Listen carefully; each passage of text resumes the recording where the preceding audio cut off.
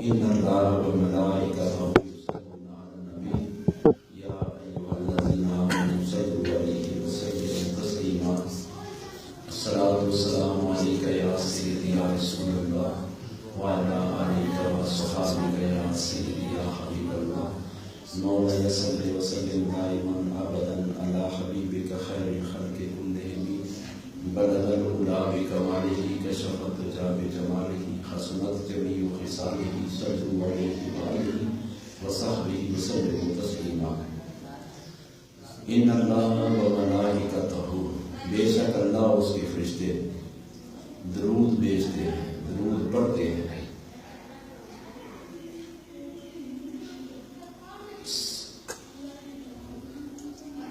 اور اے ایمان والو، تمہارے لیے بھی حکم ہے. اب یہاں صرف درود کا ذکر اللہ نے اپنے اور فرشتوں کے لیے فرمایا، اور یا ایھا الذین آمنوا سے آگے اللہ نے فرمایا صلو علیہ وسلموا، صلاۃ پڑھو اور سلام پڑھو.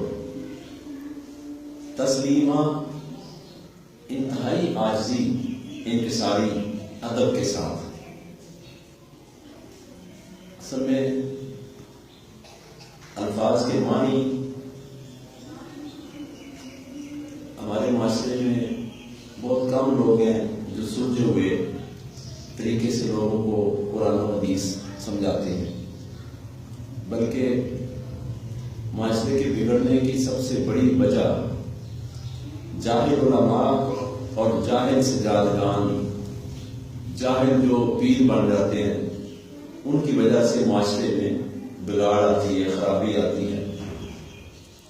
اور سنورتا اس وقت ہے معاشرہ جب پڑھے لکھے لوگ، سمجھدار دانا، جو ادب و آداب کا بھی خیال رکھتے ہیں،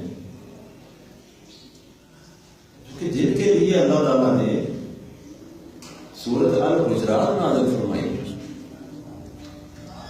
کیا محبوب علیہ السلام ان کو بتا دو، باہر چلتے پھرتے ہو لیکن اس طرح چلنا پھرنا عام طریقے سے ٹھیک ہے، لیکن جب محبوب کے حجرے آ جائیں تو وہاں تمہارا سٹائل اور انداز بدل جانا چاہیے. ان کے قریب آ کے آواز نہ لگاؤ، اونچا نہ بولو، کوئی ایسی ادا نہ کرو. بلکہ فقہاء نے تو یہاں تک لکھا ہے ان حجروں کا اتنا ادب ہے کہ ادھر پہرا دو کہ کوئی آواز نہ آئے، زور سے قدم نہ رکھے، اونچی سانس نہ لو، اپنے خیالوں پہ قابو رکھو، نبی کا دروازہ نہ کھٹکھٹاؤ جب تک کہ وہ خود نہ تشریف لے آئے. اگر حجروں کا اتنا ادب ہے، حجروں کا اتنا ادب ہے، تو حجرے میں جو ذات رہتی ہے اس کے ادب کا کیا حال ہوگا.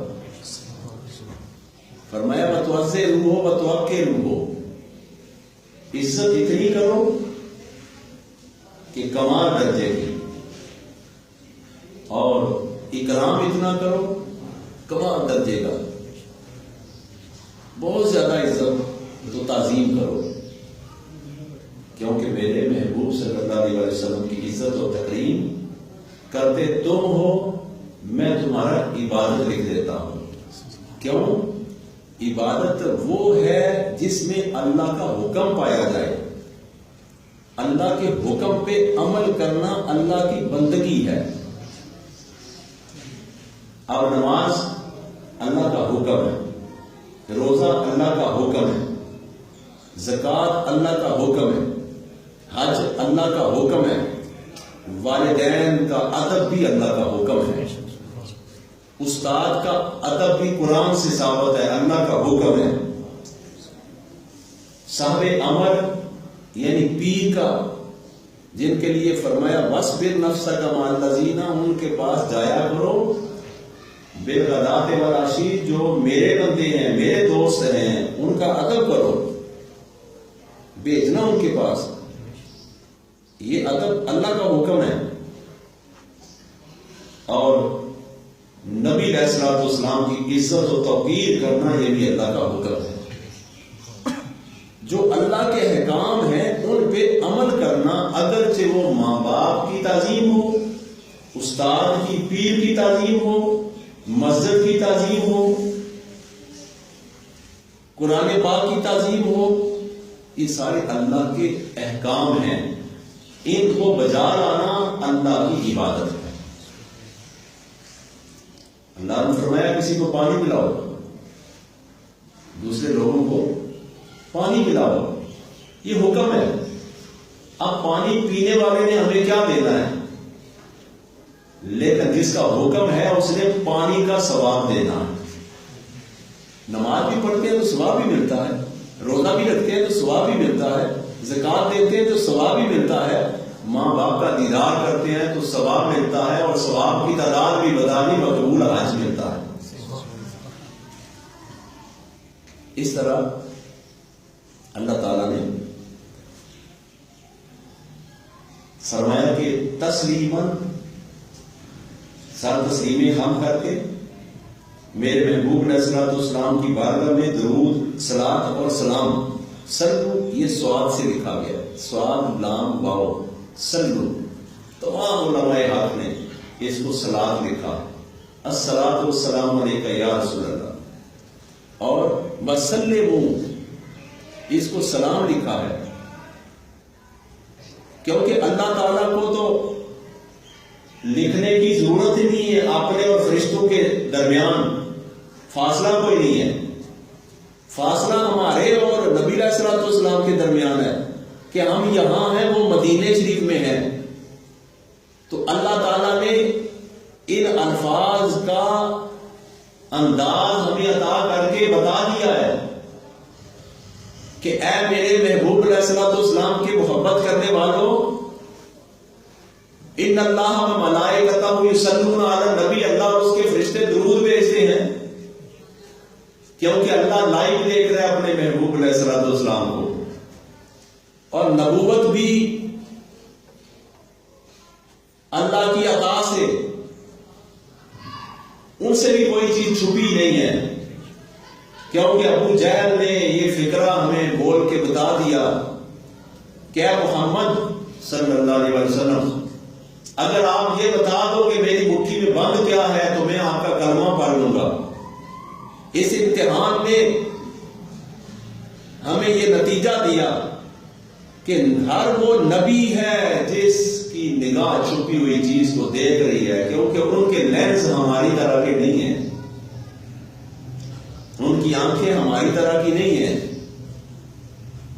ان کے اندر اللہ کا عطا کردہ نور ہے. اسی لیے اللہ نے فرمایا جب تو میرا ہو جاتا ہے کامل طریقے سے تو میں تیری آنکھیں بن جاتا ہوں. اس کے درجے فرمائے حدیث میں، قرآن میں، یا ایتھا النفس المطمئنہ، یہاں چوتھے درجے کے نفس کا ذکر ہے. ارجع الی ربک راضیہ، یہ پانچواں نفس ہے. تو مرضیہ چھٹا نفس ہے. کاملہ ساتواں نفس. 7 نفس کا ذکر فرمایا اللہ نے قرآن پاک میں. پہلا نفس نفس امارہ، دوسرا نفس نفس لوامہ، تیسرا نفس نفس ملہمہ، چوتھا نفس نفس مطمئنہ. یا ایتھا النفس المطمئنہ، یہ نبیوں کا بھی نفس ہے، یہ اولو العزم صحابہ کا بھی نفس ہے، جو فنا ہو جاتے ہیں اپنے پیر کی تربیت کے ساتھ، اللہ کی یاد میں. کامل پیر کی تربیت کے ساتھ بغیر کوئی بندہ اللہ تک نہیں پہنچ سکا. جب تک کہ استاد نہ ہو. تو پیر ایک استاد ہے، ٹیچر ہے.